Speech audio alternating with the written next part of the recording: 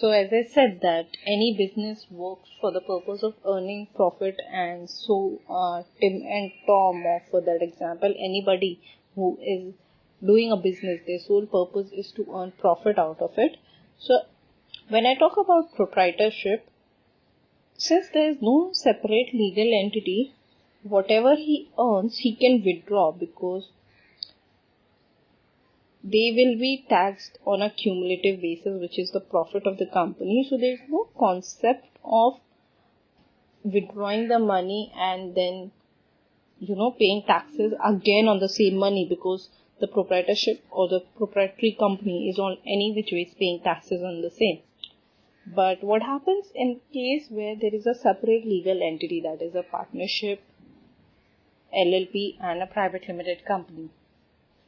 So when I first talk about partnership and LLP, there are two scenarios. One is of deposit of money into the firm and withdrawal of the money. So when I talk about deposit, what are the circumstances of what is termed as a deposit? One is that the company is into need of funds, and instead of approaching outsiders, they ask partners among themselves that what is the money that they can contribute to the business. In that case, what happens is there are two scenarios. They can either treat it as a capital or they can treat it as a loan. Now, in both LLP and partnership, there is no restriction as of now on acceptance of loan from the partners, but the talks are that they might in future have certain restrictions put for acceptance of deposit or acceptance of money by the partners. Now, what happens for withdrawals? Now, partners in an LLP and a partnership firm can withdraw the money or profit that they have earned, or whatever loan they have given to the company, either as a loan repayment. So the loan given to the firm comes out as a loan repayment.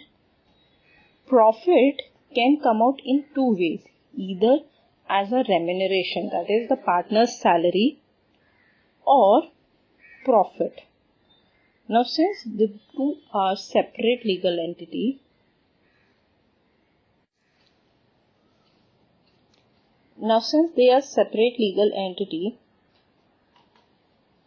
the remuneration withdrawn or the profit withdrawn.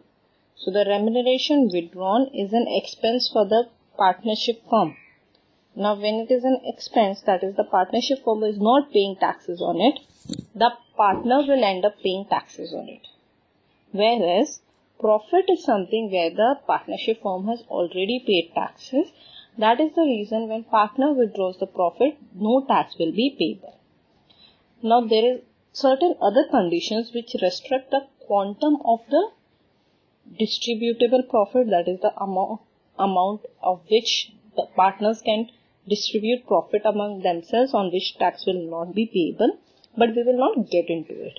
The basic concept is of a legal entity that remuneration when received by a partner will be taxable. Profit, if within the limit, then it will not be taxable, because the company has already, or the firm has already paid taxes on the same. Coming to private limited company.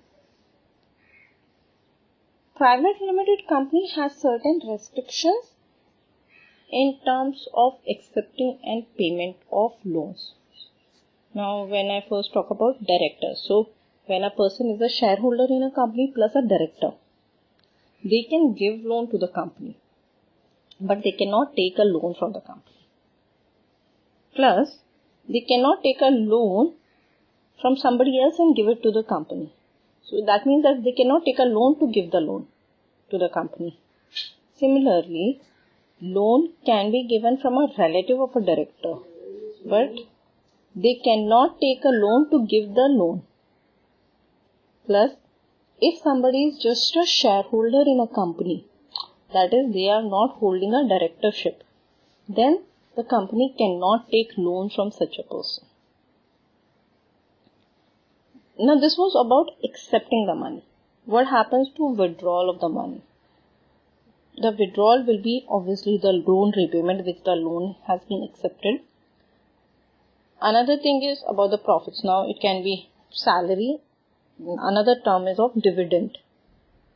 So salary, again, since the company will be showing it as an expense and reducing it from their profit, that is, whatever the profit is arrived, and if suppose some amount is taken, or rather let's say if any money is earned and from that salary is taken by the directors, it is an expense for the company.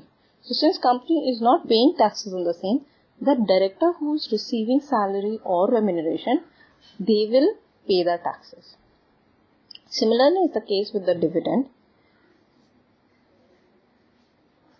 Now what happens is that dividend is nothing but the profit on which company has paid the taxes, but it distributes the dividend to the shareholders and directors.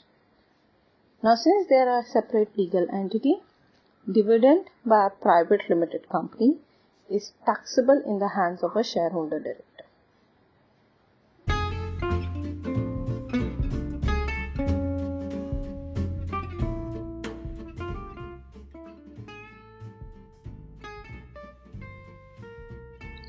With this, we end this podcast series on legal literacy for entrepreneurs.